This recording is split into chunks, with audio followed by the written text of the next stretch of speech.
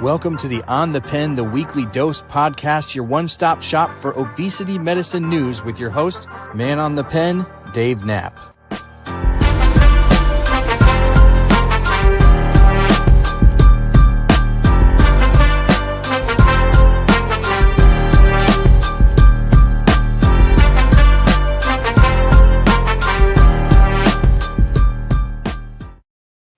Welcome to the Weekly Dose podcast for this Tuesday, January 21st, 2025. I'm your host, Dave Knapp, man on the Manjaro. That's why I'm here. You are on the pen. Wegovy, Saxenda, Victoza, Trulicity, Manjaro, Zepbound, Compound. That pen is what we talk about here every single week. And welcome to another live edition. We've been doing these live the last couple weeks. I just enjoy the vibe of a good live stream, and why not bring the news to you live? I'm thinking about doing a daily dose podcast. What do you all think about a daily dose version of this for a little bit of a change up in 2025? I want to welcome everyone who's in the chat today. Sabrina, Neo, K-Kid, GLP-1 Real Talk, Becky, Melody, Adrian, Tay, Dion, Eunice, Debbie, Kid, Nana. Welcome, DJ. Good to have you all here rolling. A lot of folks joining us here today for this Weekly Dose podcast. We've got some excellent and exciting information to get into this week. Lots to cover in the past week on GLP-1. But before we get started, would you hit that like, hit the bell for notifications, and hit the subscribe button? About 35% of the viewers of this channel do not subscribe. Why not? You're obviously consuming the content. You might as well stick around and enjoy the community that we have here. And we have a wonderful community here at On the Pen. Thank you all for being here. We're going to jump right into it, but before we do, we're going to thank our sponsor, Ro. Ro is the sponsor of the Weekly Dose podcast. They have been our sponsor for over 6 months now. They're the ones that make all this possible, and they have an amazing program called the Ro Body Program. If you check it out at ro.co/OTP, you can learn more about it, where patients lose 15 to 20% of their body weight in a year on the pen, when they get access to a doctor who can prescribe, when appropriate, these medications and couple it with lifestyle modifications to help them achieve the best version of themselves. Folks, if you want to check this out, of course, be familiarizing yourself with all the potential risks associated with any new medication you take. All that information's there at ro.co/OTP. Thank you, Ro, for being the sponsor of the podcast. Amazing information this past week in regards to the Vials. Of course, the Release the Vials campaign and Release All the Vials campaign is something much talked about here at OTP. And what we learned this past week from an interview with Elaine Chen, who is a national biotech reporter for a company or an outfit called Stat News, released a really interesting conversation that she had with CEO Dave Ricks of Eli Lilly, who said that they are now looking to expand the vial offerings. He said, we'd like to lower the entry costs and we'd like to have more doses available. That's not something that we're announcing today, but we see that as an option. Of course, this was the language used by Lilly executives shortly before they released the 2.5 milligram and the 5 milligram vials of Zepbound. Of course, those are available through Lilly Direct. Your prescriber can actually prescribe the single dose vials now and send them off to Lilly Direct. But if you use Ro, our partner, they can do it all through their Ro platform. So the 2.5 milligram is available at $399 a month, and the 5 milligram is available at $549 a month. Those are cash pay prices offered through Lilly Direct for the medicine itself. So future could show us higher vials. Of course, if compounds are going away, or going to be less available, we have to, it's not really a negotiable at this point that we need higher doses of the vial, and we need them to be affordable for patients. So those are things that we've been advocating for. Put hashtag release the vials, release all the vials in the comments if you'd like to see Eli Lilly release all the vials. So this is really awesome news from Elaine Chen over at Stat. And I just think this is a really positive development if we're facing the potential for compounds going away. Now, let's talk about something that's making waves in the obesity world, something bigger than just GLP-1 medications this time, right? A group of 58 researchers is flipping the script on how we define obesity. And honestly, it's about time. It's about time we use something other than simply the BMI, which is just a metric that measures your weight to the height that you're in and puts you in a category with a specific number, right? What if you're all muscle? What if you're all fat? Is it all created equal? No, of course it's not. So here's the rub. The research just dropped a new definition in the Lancet Diabetes and Endocrinology. This was a group of 58 researchers. And it's not just about BMI anymore. Instead, they're focusing on how excess body fat actually impacts your body, specifically your organs. So it's called adiposity. That's basically the measurement that they use to figure out how much excess fat you have. And they're proposing two new categories: preclinical obesity.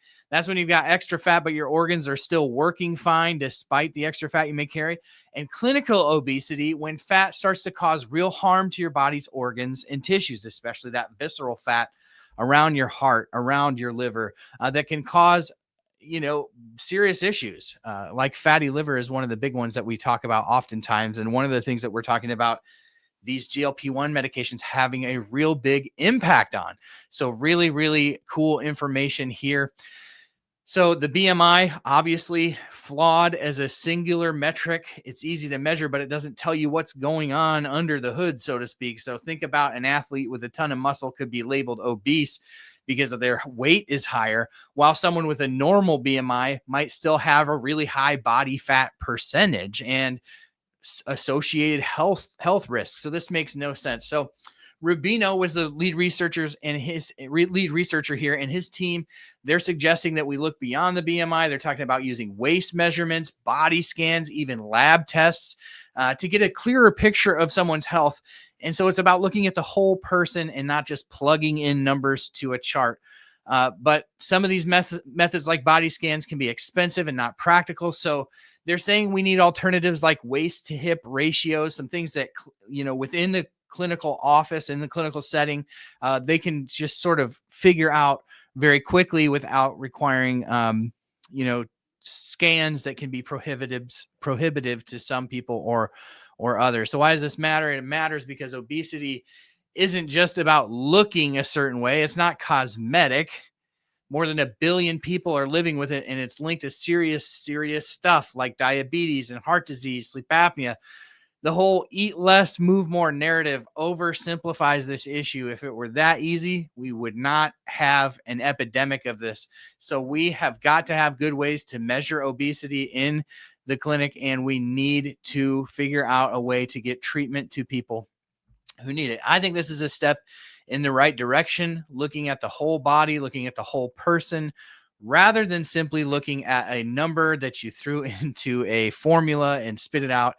We need to really, really start taking this seriously and thinking of it less of a cosmetic and a scale thing, and more about how the disease actually affects the total body. As Spoonie mentioned in the chat, inflammation and cancer being huge comorbidities sort of associated with living with the disease of obesity, and nobody knows that more than Spoonie. So I think this is a step in the right direction. Let me know in the comments what you think in terms of the treatments that treat obesity and are flipping the script, actually reducing the obesity numbers for the first time in my lifetime. Let's take a look at some really interesting news we got this past week from the Step Up trials, which is the high dose Wegovy trials. Of course, Wegovy, semaglutide, is the chronic weight management version of Ozempic. So if you've heard of Ozempic, Wegovy is just the same thing prepackaged to treat obesity.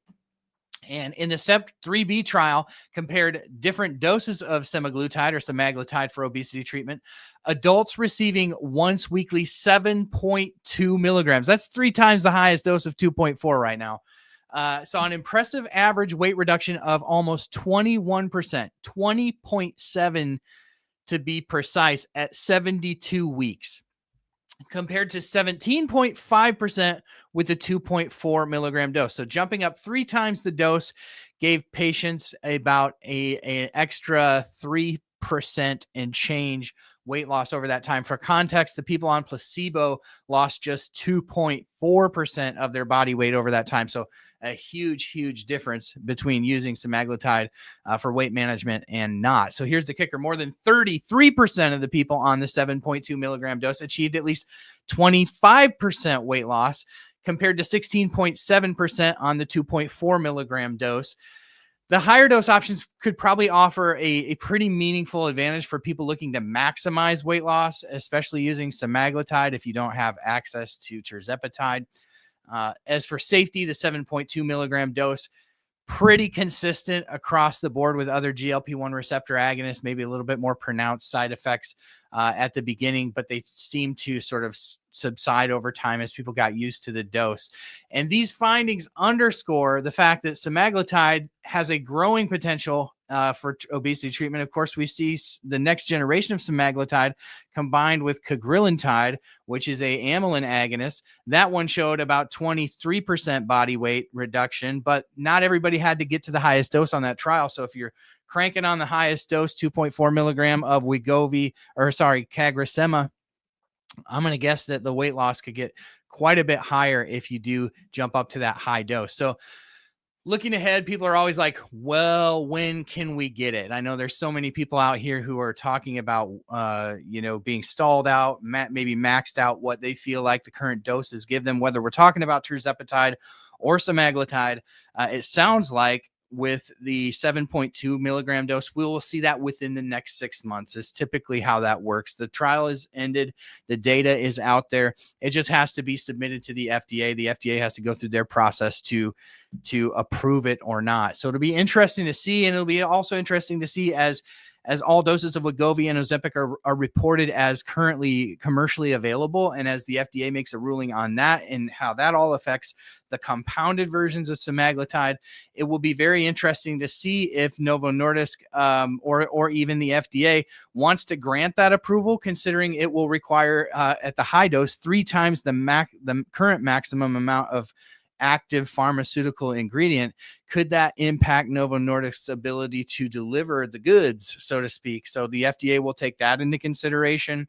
Of course, Novo Nordisk will as well, as far as they figure out their timeline on when to exactly submit this. But usually 3 to 6 months on a drug which finishes a trial and shows just efficacy and tolerability at a higher dose than is commercially available. So we'll stay tuned for that. Of course, I'm inevitably going to get a question in the comments as to, well, when does the high dose tirzepatide come? Well, that trial doesn't wrap up till 2026.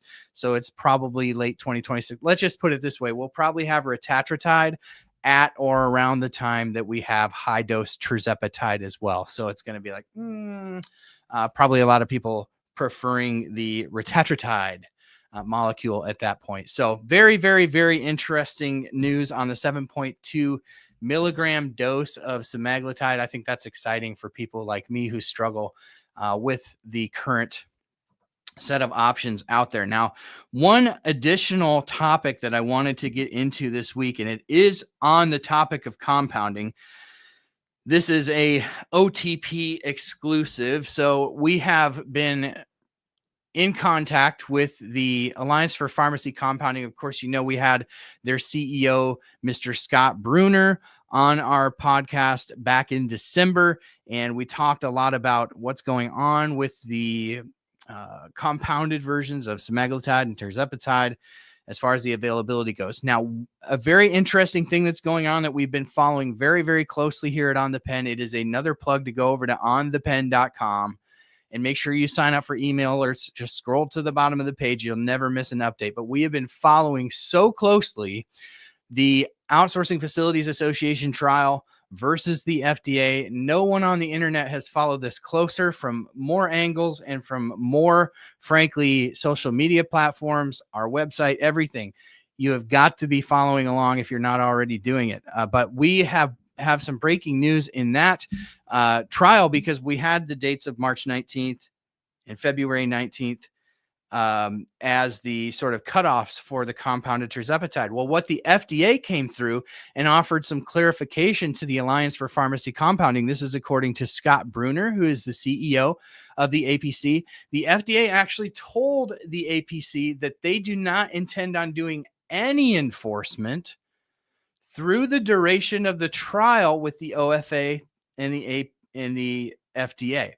What does that mean? Well, it sort of means that the dates that they threw out there for enforcement are sort of benchmarks, but if the trial's still going on, they don't intend to enforce anything.